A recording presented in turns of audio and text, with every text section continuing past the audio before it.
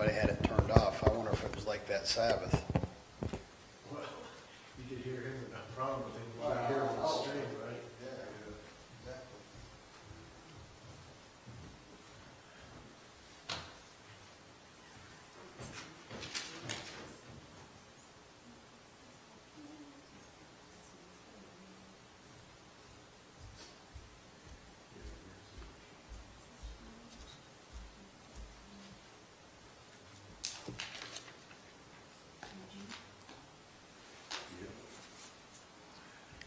All right. I just want to welcome to our prayer meeting. It's very, very, very cold outside. I think I looked at the temperature, it was 19 degrees.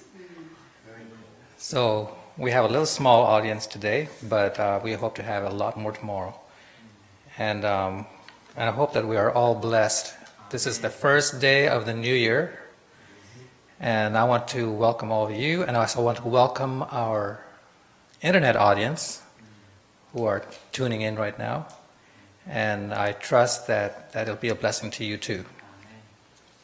And so I would like to sing one song from our hymnal, and just one song to open up our prayer time.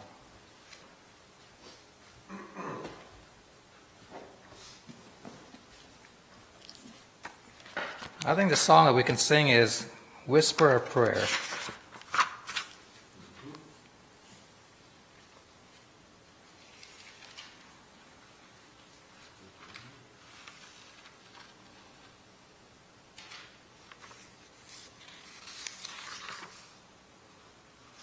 Thought it was from the hymnal.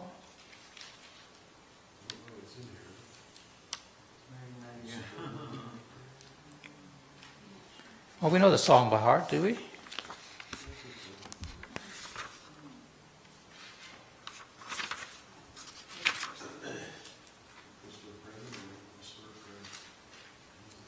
Yeah, whisper a prayer in the morning. Whisper a prayer in the morning, whisper a prayer at noon, whisper a prayer in the evening, so keep our hearts in tune. God answers prayer in the morning, God answers prayer at noon, God answers prayer in the evening, so keep your hearts in tune. Come in the morning, Jesus may come at noon, Jesus may come in the evening, so keep your hearts in tune. All right, before we begin, let's bow our heads for a prayer. Heavenly Father, I just thank you so much for this first day of the new year. And Father, we've come here to worship you. We've come here, Father, to talk to you. And we're here, Father, because we want to commit to a stronger prayer life in this coming year. There are many changes going on in our world. And Father, life is not certain tomorrow. But Father, we desire to have you in our life in a stronger and greater way this coming year. And you've given us prayer to be the link of communication between you and us. Thank you so much. So in these coming days, Father, as we go through the steps of reconnecting to a deeper connection with you, that you would guide us and lead us. And may we take away many tools from these 12 days of prayer that will strengthen our relationship with you, strengthen our prayer life, and will make a difference to all those around us. We thank you and praise you for what you're going to do. In Jesus' name, amen. Amen.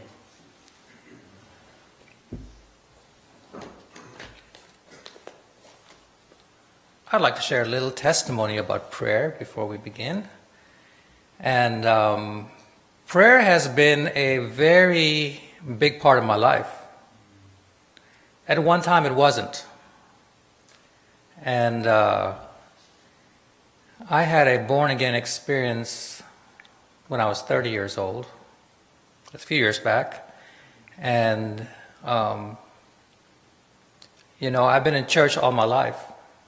You'd hear about God, and everybody, you go to church school, you go to church on the weekends, and at home we had our family worships, and I heard about God. But I heard so much about God, but He never was real to me, or never in a real way, in a meaningful way. And I wanted to know, there was a desire in my heart to get to know this God. And God heard the cry of my heart.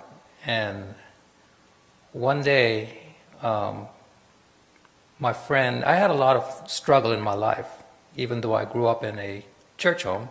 I had a lot of struggle growing up. And it gave me a wrong picture of God, these life experiences growing up as a child. And so the God that I knew was a very distant God. He was thousands of light years away, somebody that I did not seem to be real to me. But yet somehow I knew that He ran the universe. And I wondered, about this God. But then through people that represented God in my life, who were, you can say, discouraged me tremendously, I got a wrong picture of God. And so I had this longing in my heart that did not seem to be satisfied. And so one day, my friend said, "Hey, let's go visit this church." I grew up in the wonderful, beautiful state of Maryland. And then, so we lived in Maryland, but then this church was in downtown Washington, D.C. And we wanted to experience a different culture, a different church than the church we went to. And so we said, sure, let's go. There were 1,500 people in church that day. And the moment the speaker got up to preach, he says, "You know what? God told me to scrap my sermon today." So he said, "I do not know, God's Spirit is telling me to preach something today, and I do not know what I'm going to preach about." And he said, "Everything that comes out of my mouth is going to be God-led, because I do not know what I'm going to preach." He said a prayer, and he began his sermon.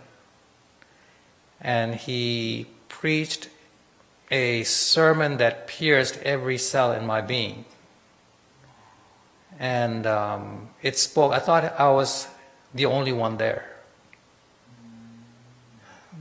There were many families there in church. It was packed, but you could not hear a pin drop. It was so silent. Nobody got up to go to the bathroom. We were all rapt attention.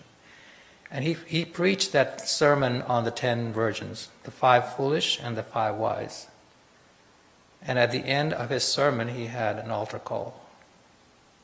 And I've never been down to the altar in my life because I never thought I was bad enough. And I'm not one of those that gets moved very easily. But that day I was so compelled. It shot up out of my seat, went down the stairs. I went past my 5 friends that were there along. I didn't even think about their opinion of what they thought about me. I just went up to the front, and that was the day I gave my heart to the Lord, publicly. And when I looked up to the other end of the podium there, I saw my best friend also had come down to give his heart to the Lord. And so that night I asked him, out of curiosity, why did you give your heart to the Lord? Then he shared about the pain in his life. And he recounted his childhood. And as he shared his childhood, many things resonated in my heart. And I said, wow, we've had similar childhoods. And then in that moment, as he was sharing, it just seemed like God's Spirit was moving, and suddenly I got a clear picture of the struggles in my life and the direction God wanted me to go. And so that's where it was born, this desire to get to know this wonderful God that cared and loved me so much. And, me and my dad did not have the greatest of relationships. In fact, it was a struggle of a relationship. And that, more than anything, affected my relationship with God. But that day, a warm spot for God began to grow in my heart. And then it began my journey to where I'm at today. And a year after that born-again experience, again, circumstances happened. I almost lost my life. And I knew that God spared my life that night a year later. Twice. And then it's like, okay, God is real. He spared my life. I want to know this God. Does He have a plan for my life? And so I began praying. So that's where my prayer life took a turn for a deep connection, a deep desire to hear God. And I began praying this prayer. I said, God, my life is here. I mean, I'm spared. You must have kept me alive for a reason. What is your plan for my life? I pray that prayer every day, every week, every month. He did not answer that prayer 6 months, 7 months, 8 months, 9 months, 10 months, 11 months. But the desire was so deep, that hunger was so deep to know, I just would not give up. It reminds me of the story in the parable of this. It says, when somebody comes and knocks on your door at midnight and just persists, keeps on knocking. That's what I was. I was keep on persisting knocking on heaven's door. And I became so desperate when the year was almost up. I did not hear from God. I said, okay, God, I wish you did not keep me alive because I haven't heard from you.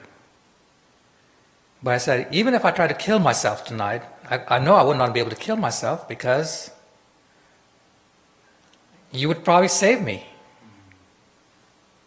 So, give me an answer or kill me now. I dare you, God. Give me an answer. It's not worth, if you don't talk to me, it's not worth going on anymore like this. I will need an answer. Wouldn't you know it? God spoke. A year to the day that I was praying, He spoke. And I heard God's voice for the first time. It was a sweet, it was a quiet, it was you can say a spine-tingling, piercing kind of a voice that just spoke to my inner being, to the very depths of my inner being. And there's more to the story, but I'm just going to keep it a short story. He basically said, I'm with you. Go on total faith. Let me show you what great things I can do for you. And that night, and He directed me to come down to another great state of Tennessee, and that's why I'm here today. Still living in God's purpose, still seeking God's purpose. And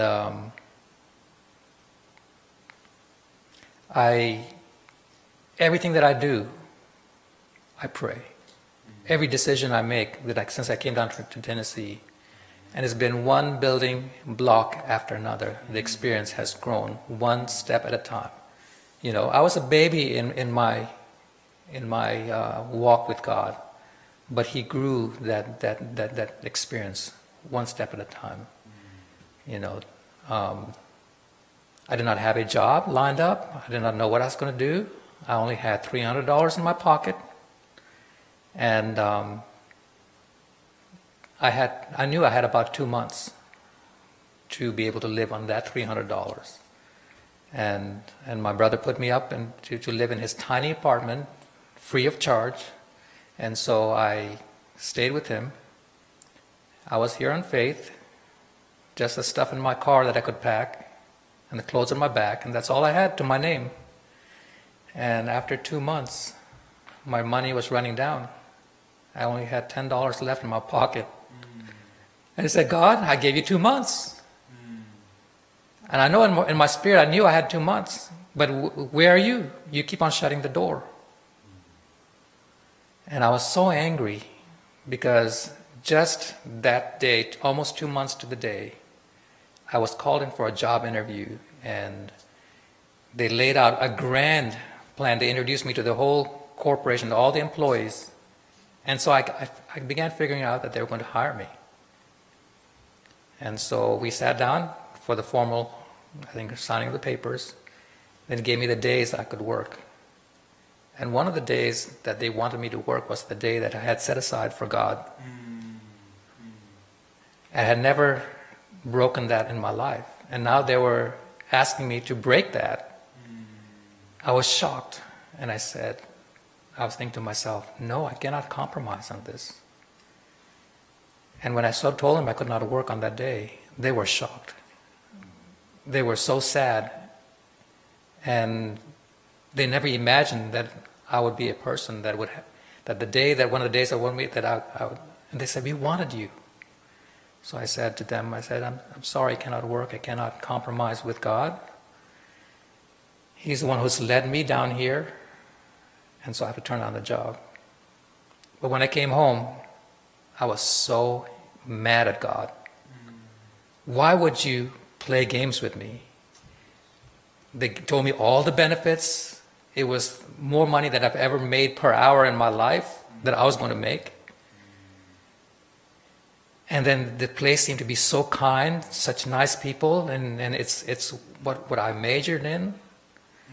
And then you dashed my hopes. Why did you bring me out of Egypt into the wilderness to die? I don't know if any of you have read the story of Israel coming out of Egypt into the wilderness, and they had to hunger and thirst and suffer. And that's what I was equating my experience. But God did not speak. He did not speak at all. And so he kept quiet. And it got me more mad because why aren't you speaking to me? God, you brought me down here. You're not speaking to me. You don't have any respect for me? I was very, very raw and very real in my experience with God. I mean, I think God loves a person who's honest and straightforward. And the next day, I heard a knock on the door. A very urgent knock. We came running down 3 o'clock in the afternoon. And there was this gentleman who was my brother's close friend. And he lived in Detroit, Michigan. And we were shocked. What are you doing down here in Tennessee? And what are you doing down here this weekend?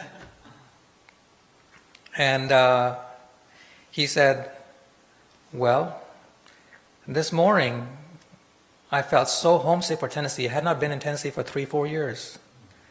He said, I had this burning desire in my heart, or this feeling that I need to go down to Tennessee. I need to go reconnect with my friends. I just need this weekend.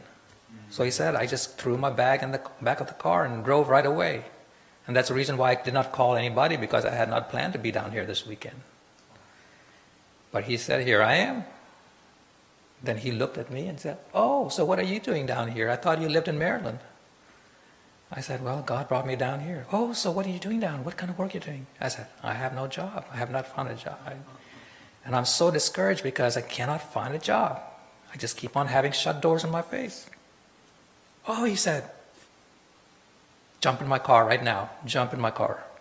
He had just been standing there 5 minutes. He had just driven 11 hours from Detroit, Michigan. And he's telling me 5 minutes later, jump in the car. And of course, I said, where are you taking me? He said, I'm taking you to the golf course. I said, I don't do it. I mean, That's outdoor stuff. I'm an office worker. I've been trained to work in the office. And I don't do outdoor stuff. But then back of my mind said, hush up, because you only have $10 in your pocket. Why should you argue? I said, okay. We came to the golf course. And of course, it was the wintertime. They're closed in the wintertime. And so the gate was locked because it's gated. And so then he said, there's a secondary gate. Let's go to that gate and try to get in.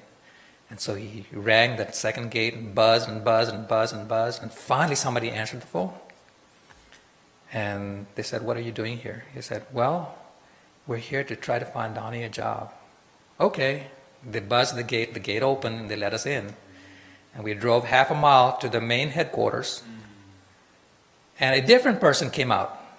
But this person was very angry because nobody's supposed to be here. I mean, this is a closed golf. This is the wintertime. Nobody's supposed to be here, these strangers. But then he said, can I help you guys? And he said, yeah, we're here to find Donnie a job. And we're here to see the person that hires the people on the golf course. He said, well, he softened a little bit. He said, you're in luck, because the man who hires people was called in for a special meeting today, for an hour-long meeting, and the meeting is almost finished. He can be out in 5 minutes. 5 minutes later, yes, this guy walked out. And then asked me a few questions. And I answered the questions with not satisfying what he wanted. And he told me, well, we're sorry, we cannot hire you because you do not have any experience, you don't know nothing about the golf business, and because it was a golf course. But then something said, I don't know where it came from. I said, does anybody get sick? Do you have a training program? I need a lot of money, but I don't want to take anybody's job. But if you train, you can take all the time in the world to train me, and then, make sure that I know, and then I promise I will learn and do good. Well, he felt so sorry for me. He said, okay, here's your application, and he gave me the application, and I filled it out. I went through the training process, and apparently I failed the training process, but they felt so sorry for me because I was trying so hard.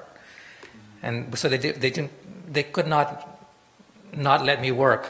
So they just let me work anyway. They figured that I was going to drop out anyway. So they hired me, and the first day that I started work on the golf course, I had this most incredible, spine-tingling peace come over me that this is where I belong.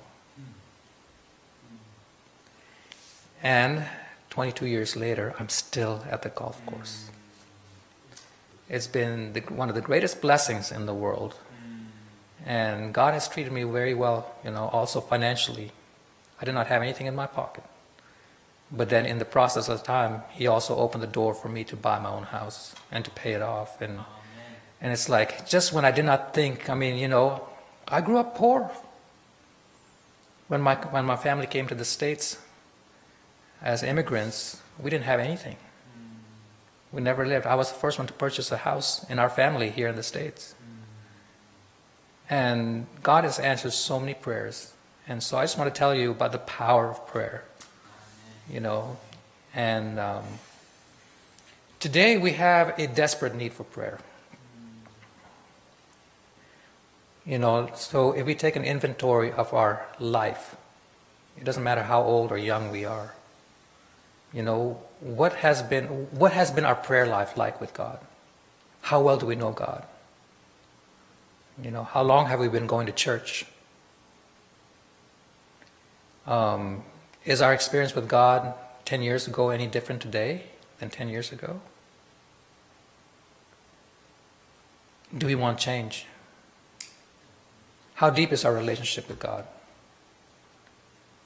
When God looks at us, does He desire a deeper connection and relationship with us? Is He satisfied with where our relationship is with Him today? Is He satisfied? Is He satisfied with our prayer life? What if we had a close relationship with God the way Moses had with God? We remember the story of Moses.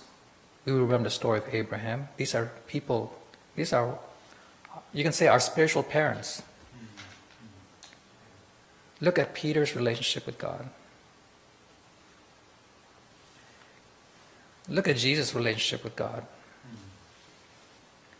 If we had that kind of relationship with God, if we, you and I, Corby and Kim,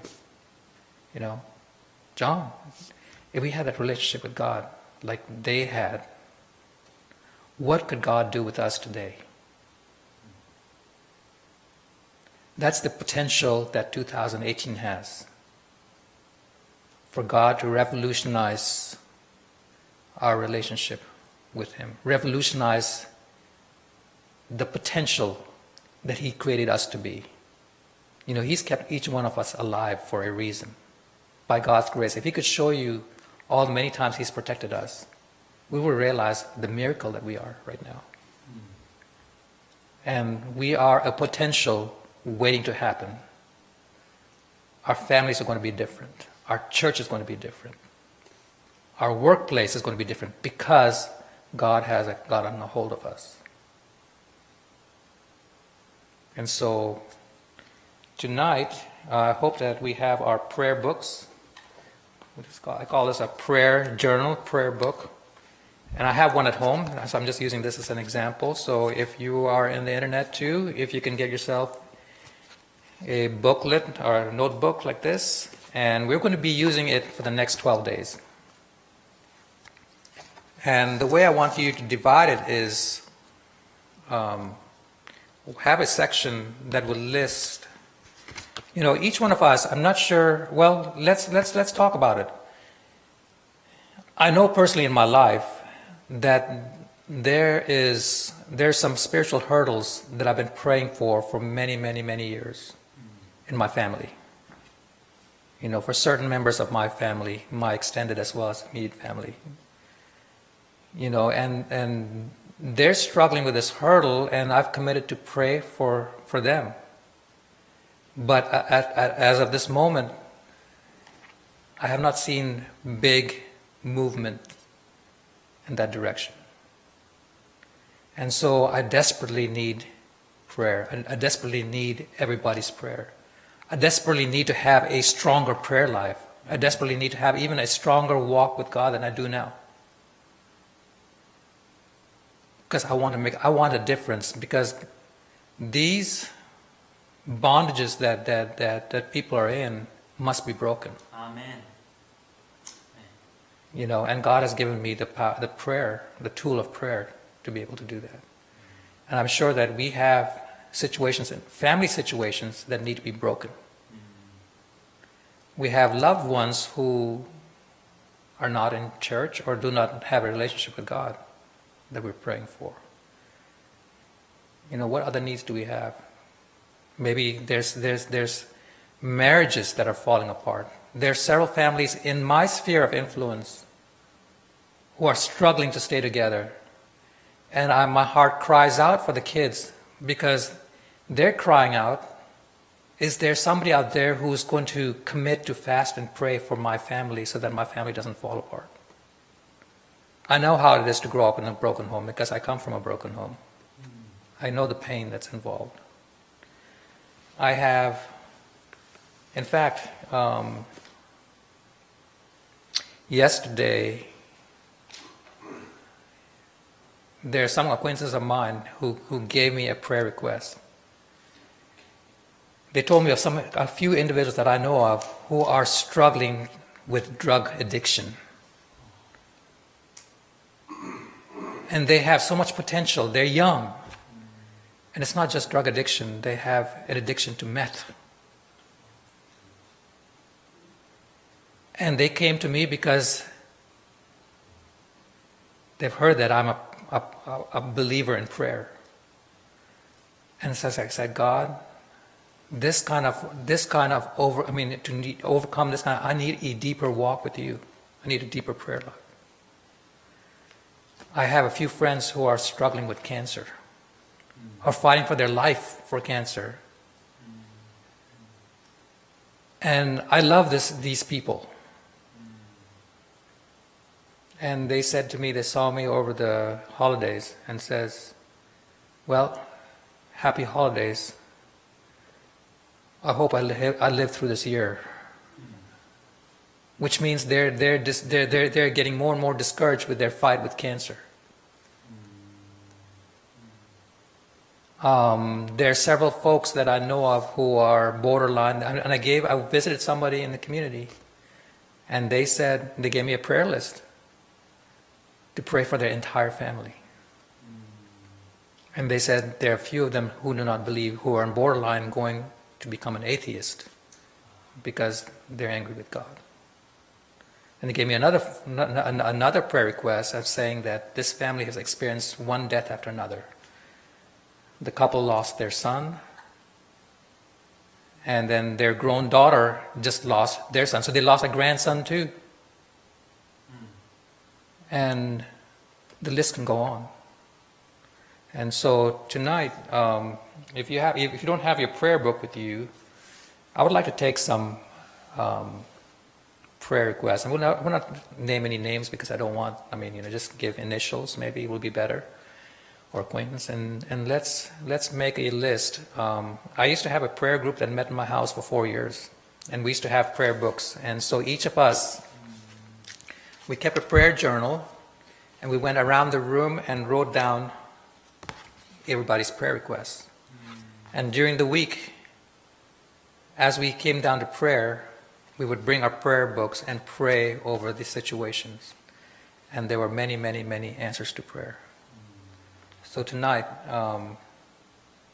and those of you who are watching in the internet, you're welcome to send your prayer requests, I think, through email or through our web link. There should be a section where they can send a prayer request, and you're welcome to do that, and we will mention them in prayer, and then we will add them to our prayer list.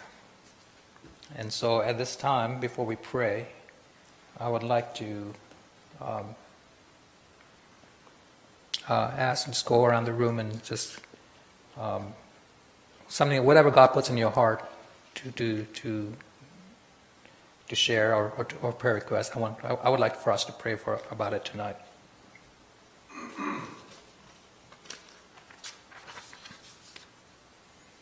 I'll start because I got the mic.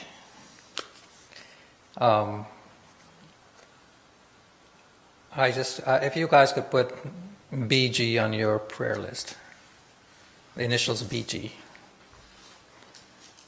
and Is BG a guy or a girl? woman, and she's struggling with cancer, and I would like you to keep her in your prayers because I told her I'd pray for her every day.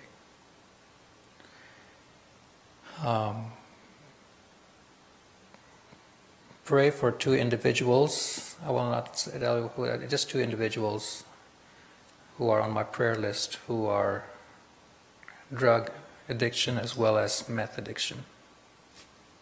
What is the difference between the meth more severe? How is it different? Like drug could be like prescription drugs and all that, but meth is very deadly. It is so even more addictive than, I believe, cocaine.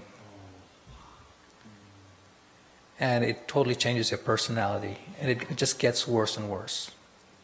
And so it's even a deeper addiction. So I believe prayer can overcome that.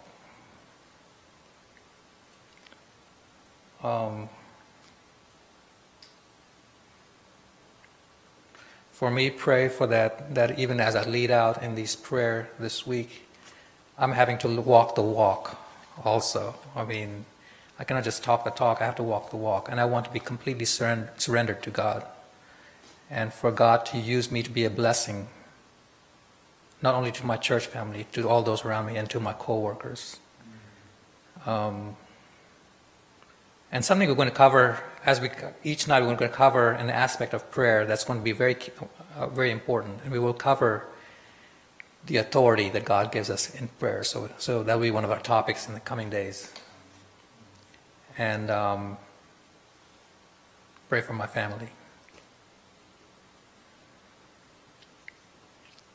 We have a lot of issues from the past that need prayer. All right, I'm ready for. Would you like to? Do you have a few prayer requests? Or you guys think about it too? For me, throughout my life, prayer life has been a challenge. Somehow, I have a hard time. Okay. I can read the Bible, but when it comes to prayer, I don't know. It's hard. It's just you went through. It's hard to connect with God, and so I'm glad, first of all, that we have this opportunity at the first day Mhm. of the year. We have prayer meeting. So I purposefully choose to attend prayer meeting now, at least. That's Okay. where I am. Okay. Because I know the prayer is important and I want to have prayer life. So Okay. I'm not there. So pray for my prayer journey. I Okay. really want to start. Okay. I just want your first name again. Sorry. Daniel. Daniel. Okay. All right. Anything else? Or that's it for now? That's me. Okay. Our children that have walked away from the Lord, our boys. Okay. Yeah, and their wives. Okay. Also, the contact we've had for over a year now, Brother Bill, we're slowly opening the Word of God, but it's just, the Spirit needs to break through. He said he's a Spirit-filled guy, he's a Pentecostal type. Mm-hmm. The devil has a deception in his life. We need to break through that.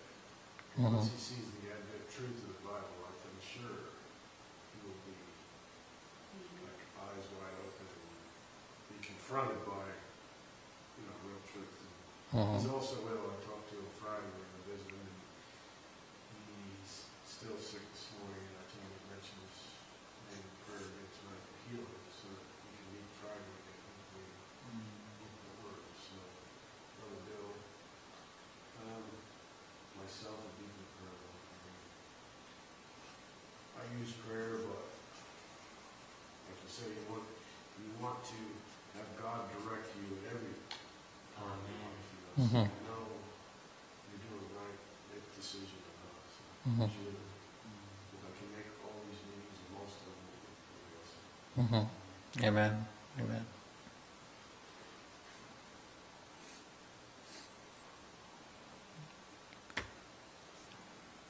John, do you have anything that you want to add?